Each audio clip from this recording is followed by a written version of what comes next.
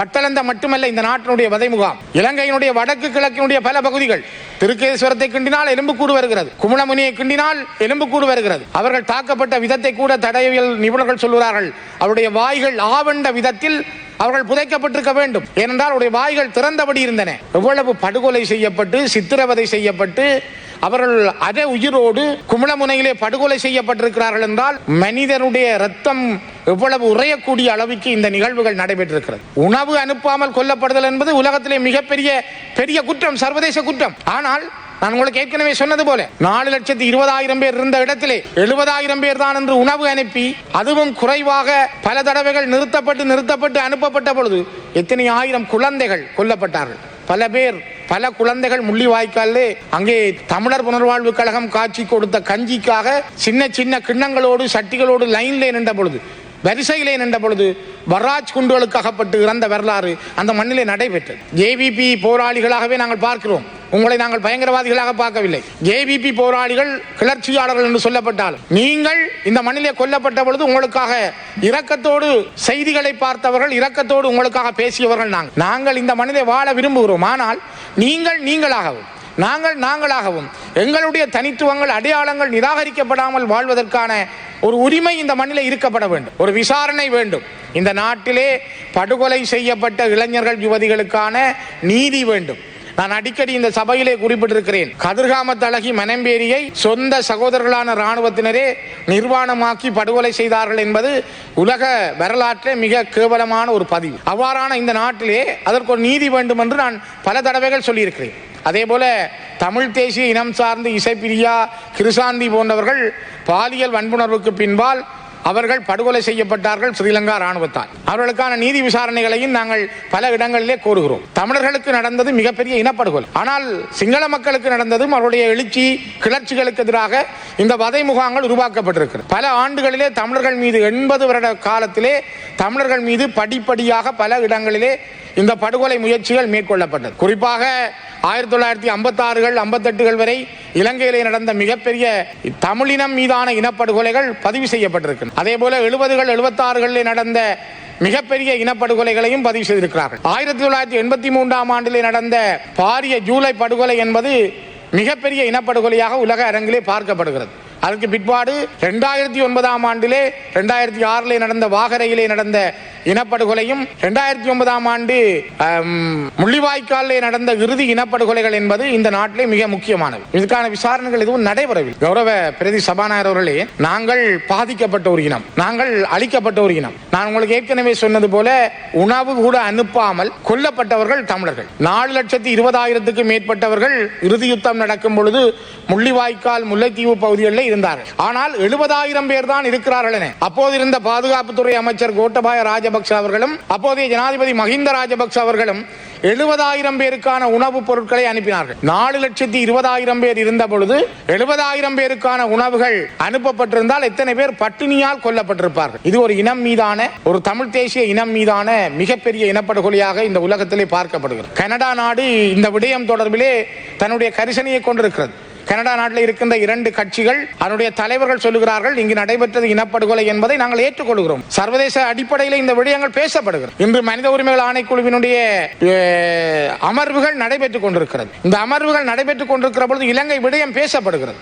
ஆனால் இங்கு நடைபெற்றது ஒரு இனப்படுகொலை இல்லை என நீங்கள் வாதிடுகிறீர்கள். நீங்கள் அது தொடர்பாக பேசுகின்றீர்கள். ஆனால் இங்கே நடந்த பட்டளந்த படுகொலை பற்றி நீங்கள் பேசுவதற்கு தயாராகிறீர்கள். நாங்கள் அதனை எதிர்க்கவில்லை. விசாரணை வேண்டும். யார் மீது குற்றம் நடந்ததோ, யார் அநியாயமாக கொல்லப்பட்டார்களோ, யார் நீதிக்கு புறம்பாக கொல்லப்பட்டார்களோ, யார் நீதியின் கண்களுக்கு முன்னால் சித்திரவதை செய்யப்பட்டார்களோ அவர்களுக்கான நீதி வேண்டும் என்பதை நாங்கள் தமிழர்களாக, வதைப்பட்ட வலியுணர்ந்த மக்களாக நாங்கள் அதனை வரவேற்கிறோம்.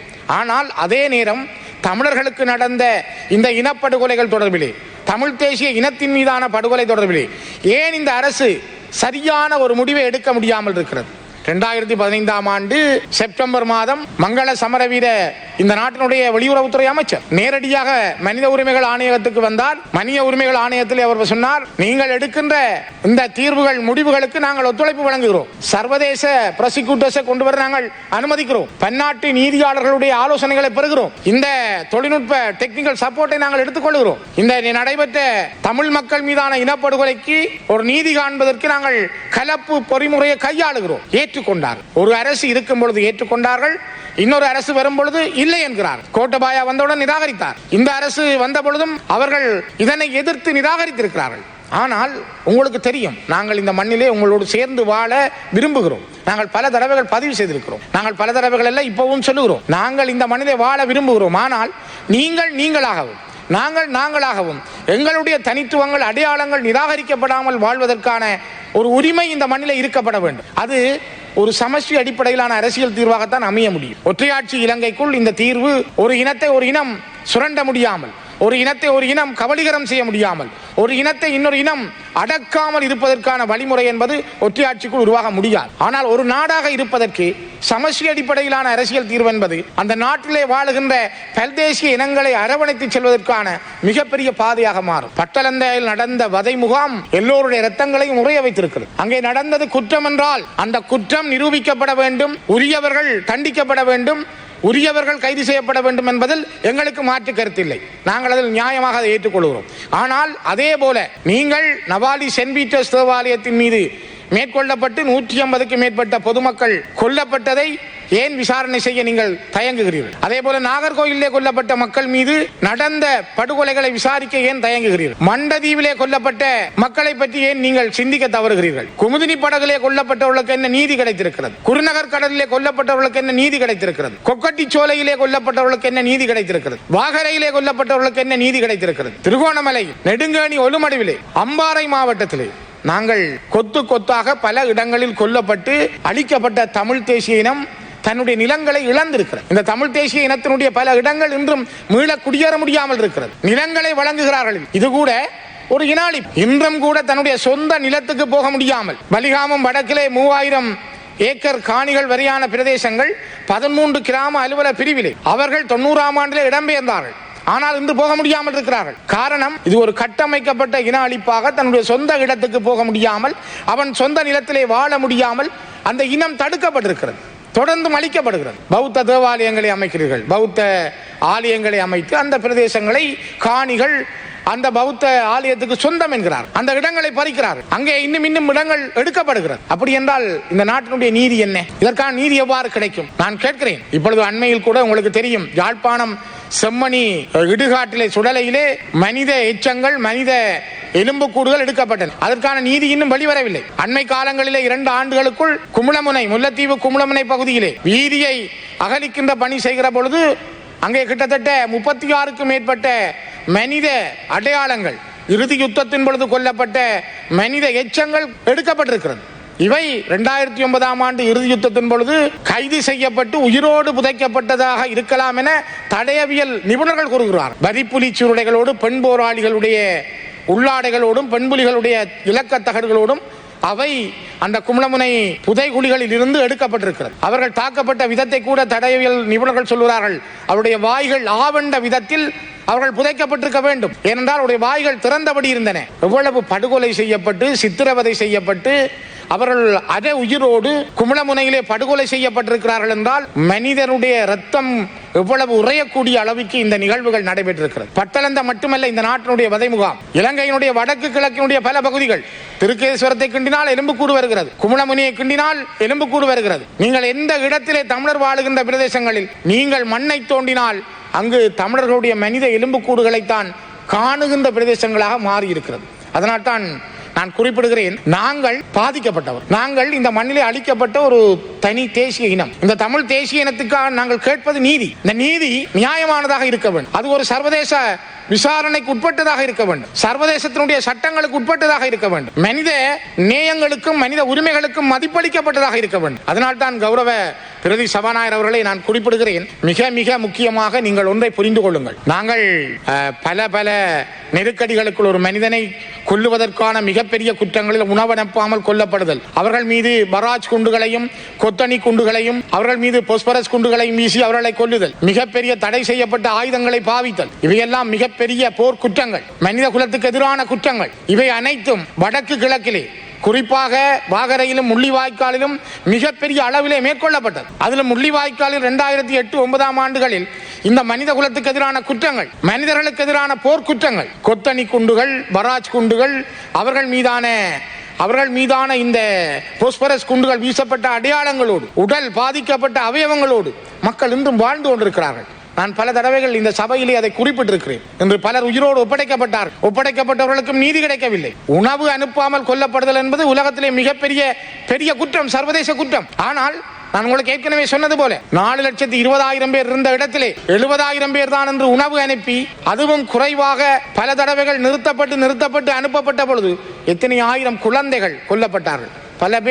பல குழந்தைகள் முள்ளிவாய்க்காலே அங்கே தமிழர் புனர்வாழ்வு கழகம் காட்சி கொடுத்த கஞ்சிக்காக சின்ன கிண்ணங்களோடு சட்டிகளோடு வரிசையிலே நின்ற பொழுது பராஜ் குண்டுகளுக்கு அகப்பட்டு இறந்த வரலாறு அந்த மண்ணிலே நடைபெற்றது. அவை பாதிக்கப்பட்ட ஒரு இனத்தின் சார்பாக அவர்களை நேரடியாக கண்டவன் என்ற ஒரு வகையிலே நான் குறிப்பிடுகிறேன். தயவு செய்து நீதி விசாரணை என்பதை எல்லாத்துக்கும் நீங்கள் எல்லாவற்றுக்கும் கொண்டு வாருங்கள். அது அந்த மக்கள் நம்பக்கூடிய வகையில் அமைய வேண்டும். அந்த மக்களுக்கு ஒரு நம்பிக்கையை தர வேண்டும். அந்த மக்கள் நம்பக்கூடிய வகை, அது உலகம் ஏற்றுக்கொள்ளக்கூடிய வகையில், அதுதான் உண்மையான ஒரு ஜனநாயகம் உள்ள நீதியுள்ள நாட்டுக்கு ஒரு நல்ல செய்தியாக அமையும். பட்டலந்தவில் நடந்த உங்களுடைய போராளிகளுக்காக நடைபெற்றதை மட்டும் நீங்கள் விசாரணைக்கு உட்படுத்துவது ஒரு பக்கச்சார்பானதாக மாறும். அதனால் தான் குறிப்பிடுகிறேன். நான் நினைக்கிறேன், நாங்கள் உங்கள் மீது மரியாதை கொண்டவர்கள். நான் 1971 சரி, 1988-89களிலும் ஜேவிபி போராளிகளாகவே நாங்கள் பார்க்கிறோம். உங்களை நாங்கள் பயங்கரவாதிகளாக பார்க்கவில்லை. ஜேவிபி போராளிகள் கிளர்ச்சியாளர்கள் என்று சொல்லப்பட்டாலும் நீங்கள் இந்த மண்ணிலே கொல்லப்பட்ட பொழுது உங்களுக்காக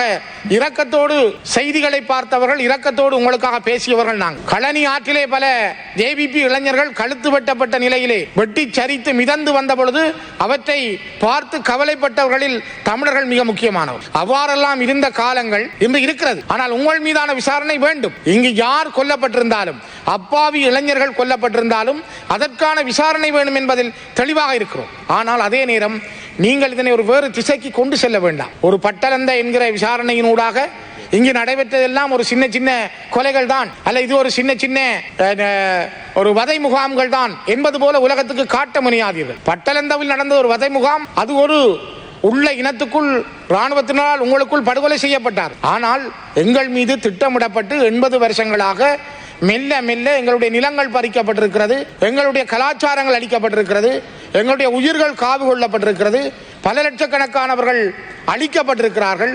அவர்கள் அழிக்கப்பட்ட வரலாறு என்பது மிக முக்கியமானது. ஒரு இனத்தின் மீது இன்னொரு இனத்தின் ராணுவம் நேரடியாகவே இனப்படுகொலை செய்தது. உணவு அனுப்பாமல் இனப்படுகொலை செய்தார்கள். அவர்கள் ராணுவத்தினுடைய தடை செய்யப்பட்ட ஆயுதங்களை பாவித்து இனப்படுகொலை செய்தார்கள். இதெல்லாம் எங்கள் மீது நடைபெற்றது. ஆகவே 2 தேசிய இனங்களாக தமிழ் தேசிய இனத்தின் மீது நடந்த இந்த படுகொலை என்பது மிக கருத்திலே கொள்ளப்பட வேண்டும். இதற்கான நீதி விசாரணை வேண்டும். பட்டலந்த என்ற சொல்லுக்கூடாக இங்கே நடந்த பல இனப்படுகொலைகளை, தமிழ் தேசிய இனத்தின் மீதான படுகொலை தயவு செய்து மறைத்து விடாது. அது ஒரு சர்வதேச அளவிலே இன்று பேசப்படுகின்ற பொருள். மனித உரிமைகள் ஆணையம் கூட அதனை கருத்திலே எடுத்திருக்கிறது. அதே நேரம் உலகத்தினுடைய பல நாடுகள் அந்த விடயம் தொடர்பிலே இன்றும் கருத்திலே வைத்திருக்கிறார்கள். அதனை விட இறுதி யுத்தம் நடந்த பொழுது பல நாடுகளுடைய செய்மதிகள், சேட்டலைட்டுகள் இங்கு நடந்த படுகொலைகளை மிக துல்லியமாகவே படம் பிடித்து வைத்திருக்கிறார்கள். ஒரு குண்டூசியை படம் எடுக்கக்கூடிய அளவிற்கு அவர்களிடம் அந்த செய்திகள் உண்டு. உலக நாடுகளிடம் இருக்கிற அந்த ஆதாரங்கள், உலக நாடுகளிடம் இருக்கிற அந்த ஆவணங்கள் எங்களிடம் தமிழ் மக்களும் இன்று சாட்சியங்களாக இருக்கிறார்கள். சாட்சியங்களாக இருக்கிற தமிழ் மக்களுடைய அவர்கள் மீதான இனப்படுகொலை, அந்த தமிழ் தேசிய இனத்தின் மீதான படுகொலை என்பதற்கு சரியான நீதி விசாரணை வேண்டும்.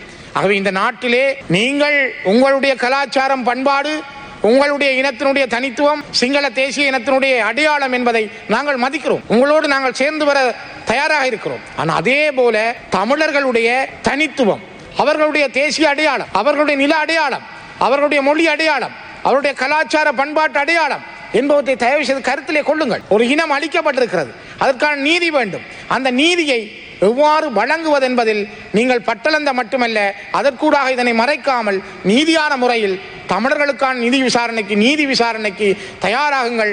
அதிலே மிக மிக முக்கியமான சாட்சிகளாக இன்றும் வலிந்து காணாமலாக்கப்பட்ட அம்மாக்கள் அப்பாக்களுடைய போராட்டம் 3000 நாட்களை கடந்து தெருக்களிலே நடைபெறுகிறது.